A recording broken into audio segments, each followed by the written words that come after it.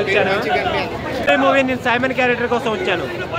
ఎందుకంటే నాగార్జున గారు చాలా 65 years తర్వాత 26లా విలన్గా ప్రయత్నించారు. లోకేష్ కనకరాజు 7-8 సార్లు చెప్పారు నాగార్జున గారికి, ఒప్పుకున్నారని అంత హైప్ పెంచారు. కూలీలో నాగార్జున గారు హెయిర్ స్టైల్ కుక్కు లిప్ పవర్ అన్నట్టు గ్లిమ్స్ రిలీజ్ అయినప్పుడు నేను ఈ మూవీకి వెళ్ళాలనుకుంటున్నాను.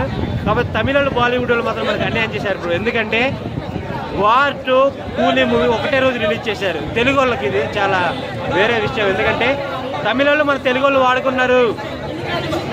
కూలీ మూవీలో నాగార్జున పెట్టి 1000 crores ఫిలిం కొట్టాడు మన లోకేష్ కనకరాజు. బాలీవుడ్ వాళ్ళు జూనియర్ ఎన్టీఆర్ని పెట్టి ఇండస్ట్రీ హిట్ కొట్టారు. చెప్పాల్సిన మూవీ ఇది. ఎందుకంటే తండ్రి కొడుకు పోటీ కదా. కూలీ మూవీ వేరే లెవెల్. ఆయన అనిరుద్ధ్ గారు బీజిఎం, లోకేష్ కనకరాజ్ వెల్యుయేషన్స్.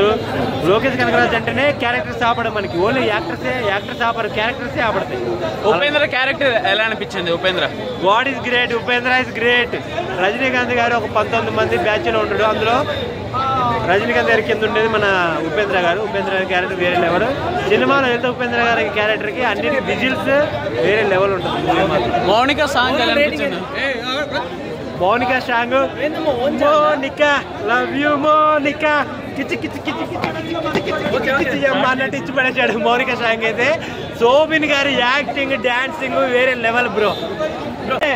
ఆయన కట్అవుట్, ఆయన ఫిట్నెస్, ఆయన యాటిట్యూడ్, ఆయన డైలాగ్ డెలివరీ వెంటనే కిచ్చిపోయాడు. నాగార్జున మాత్రం